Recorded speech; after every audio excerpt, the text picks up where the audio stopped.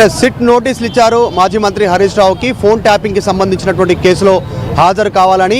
ఉదయం నుంచే భారీగా బీఆర్ఎస్ పార్టీకి సంబంధించిన నాయకులు కార్యకర్తలు ఇక్కడికి రీచ్ అయ్యారు. బీఆర్ఎస్ పార్టీ భవన్ వద్ద భారీగా పోలీస్ సెక్యూరిటీ ఉంది, ట్రాఫిక్ కంట్రోల్ చేస్తూ ఉన్నారు. బీఆర్ఎస్ పార్టీ ఆఫీస్ దగ్గర ఉన్నటువంటి సిచ్యువేషన్ కొద్దిసేపట్లోనే మాజీ మంత్రి హరీష్ రావు, మాజీ మంత్రి కేటీఆర్, వర్కింగ్ ప్రెసిడెంట్ ఇక్కడికి రీచ్ కానున్నారు. బీఆర్ఎస్ పార్టీకి సంబంధించి నాయకులంతా రీచ్ అయ్యారు. బీఆర్ఎస్ పార్టీ ఆఫీస్ దగ్గర ఉన్నటువంటి సిచ్యువేషన్ ఇది. ఎగ్జాక్ట్లీ ఇక్కడికి వస్తారు హరీష్ రావు, కేటీఆర్. అయిపోయిన తర్వాత ఇక్కడ నాయకులతో భేటీ అవుతారు. కొద్దిసేపు మాట్లాడిన తర్వాత దాన్ని కలిసిన తర్వాత ఇక్కడ నుంచి నేరుగా ఆయన సిట్ ఆఫీస్కి వెళ్తారు. జూబ్లీహిల్స్ పోలీస్ స్టేషన్కి వెళ్ళి అక్కడ సిట్ విచారణకు హాజరవుతారు. అంటే హరీష్ రావు కొద్దిసేపటి క్రితం చెప్పారు, నిన్న ఇంట్లో లేని సమయంలో సిట్ నోటీసులు ఇచ్చింది సిబ్బందికి, తీసుకున్నాము, కావాలని ఇది రాజకీయ కక్ష సాధింపుకు సంబంధించినటువంటి చర్యలు అనేటువంటి స్టేట్మెంట్ చేశారు. ఒకటి, పంజాగుట్టలో గతంలో చక్రధర్ గౌడ్ కేసు ఫైల్ చేశారు.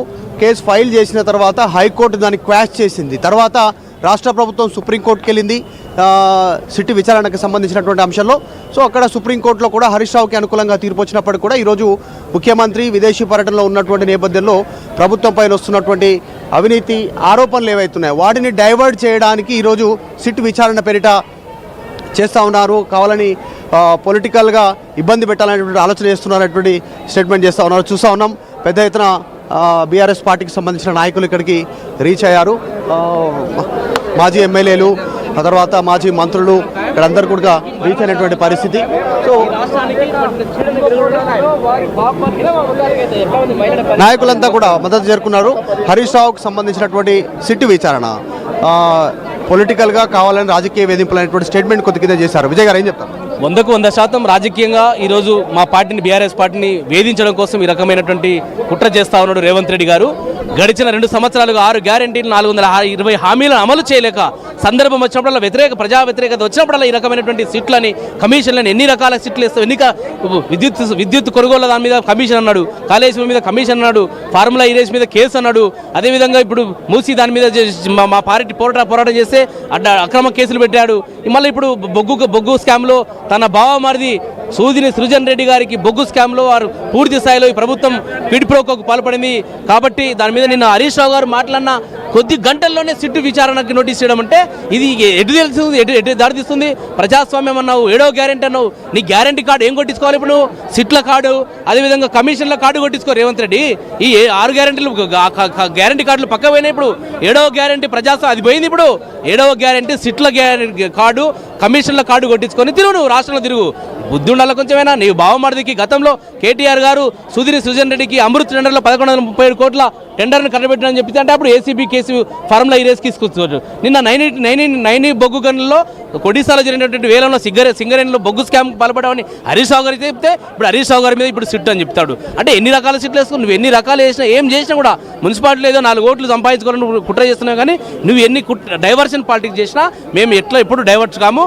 ఖచ్చితంగా హరీష్ రావు గారు కావచ్చు, కేటీఆర్ గారు కావచ్చు, కడిగిన ముత్యంలాగా బయటకు వస్తారు. న్యాయస్థానం మీద పూర్తి నమ్మకం ఉన్నది. అయినా హరీష్ రావు గారు ఈ రాష్ట్ర అసెంబ్లీలో మొత్తం క్యాబినెట్ మొత్తానికి 3 చెరువులు నీళ్లు దాపించినటువంటి కేసీఆర్ తయారు చేసినటువంటి సైనికుడు హరీష్ రావు గారు. అలాంటి వ్యక్తిని పట్టుకొని ఈ ఎన్ని చిల్లర మాటలు మాట్లాడినా, ఎన్ని చిల్లర కమిషన్లు వేసినా, ఎన్ని చిల్లర సీట్లు వేసినా నువ్వు ఏమి పీకలేవు రేవంత్ రెడ్డి గారు అని చెప్పేసి నీకు హెచ్చరిక చేస్తున్నా. నీకు దమ్ముంటే నీవు ఇచ్చిన హామీలను అమలు చేయి. నువ్వు పారిపోయినావు కదా, దావోస్ పారిపోయినావు కదా, ఏం చేసావు? గడిచిన 2 సంవత్సరాల్లో మీరు దావోస్ నుంచి పెట్టుబడులు ఇప్పటివరకు దాదాపు 8 లక్షల కోట్లు పెట్టుబడులు వచ్చినాయి. ఎక్కడున్నాయి నీ పెట్టుబడులు? ఇవన్నీ కూడా 70mm సినిమా చూపించినట్టు చూపిస్తున్నాడు ప్రజలకు, తెలంగాణ ప్రజలకు. ఇవన్నీ ఎవరు నమ్మరు. ఇవన్నీ ఇంకోటి, మెస్సీతో ఆట ఆడాలనుకుంటే 100 కోట్లు ఖర్చు పెట్టి మెస్సీని పిలిపిస్తావు, ఈవెంట్ చేస్తావు.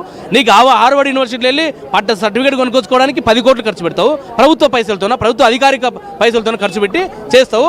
ఎన్ని రకాలు చేసినా, ఎన్ని రకాలు డైవర్ట్ చేసినా మేము నిన్ను ఎట్టి పరిస్థితుల్లో వదిలిపెట్టేయలేదు. నీ భరతం పట్టడం ఖాయము. రాబోయే మున్సిపాలిటీ ఎన్నికల్లో నీ యొక్క పొలిటికల్గా కావాలని ఇబ్బంది పెట్టేటువంటి కార్యక్రమమా? ప్రభుత్వం మీద అవినీతి ఆరోపణలు వస్తున్నాయి. శ్రీనివాస్ రెడ్డి గారు, ఇవాళ కావాలని కక్షపూరితంగా ఇచ్చిన నోటీసే ఈ ఫోన్ ట్యాపింగ్ సంబంధించిన నోటీసు.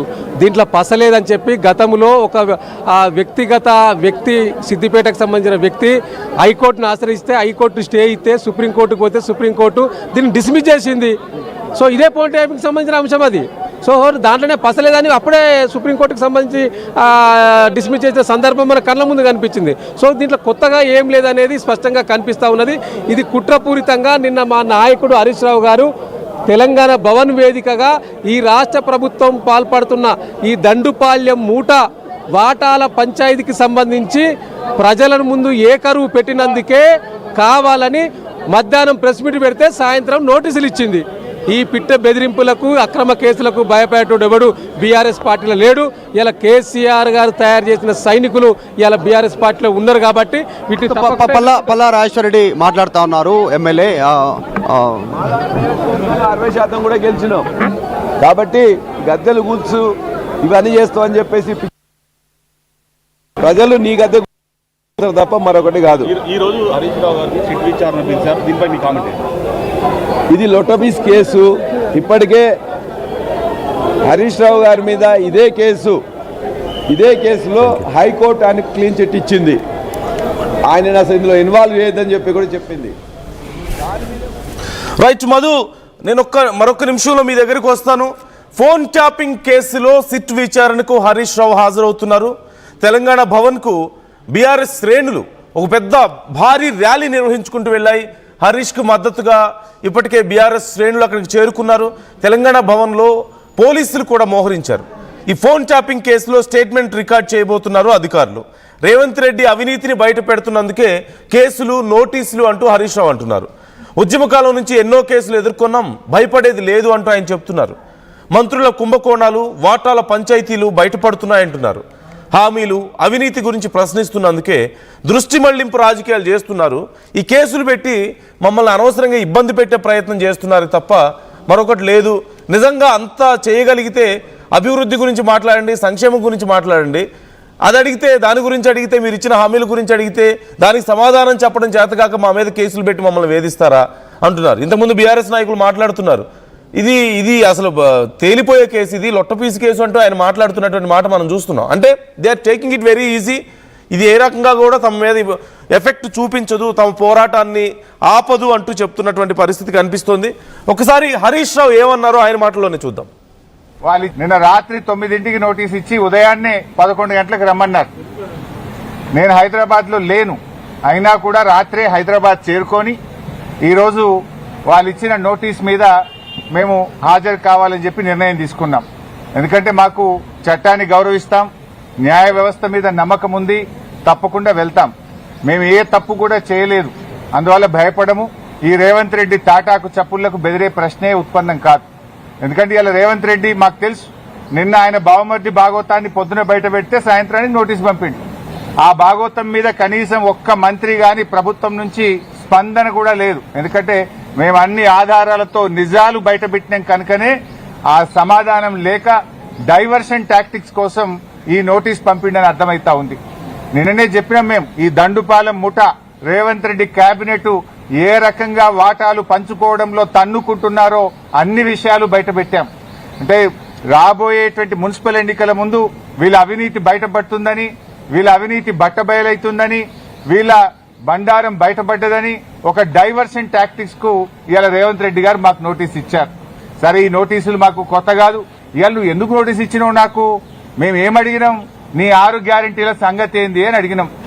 నువ్వు బాండ్ పేపర్ మీద రాసిచ్చిన మహిళలకు మహాలక్ష్మి 2500 ఎప్పుడు ఇస్తావు అని అడుగుతా ఉన్నాం.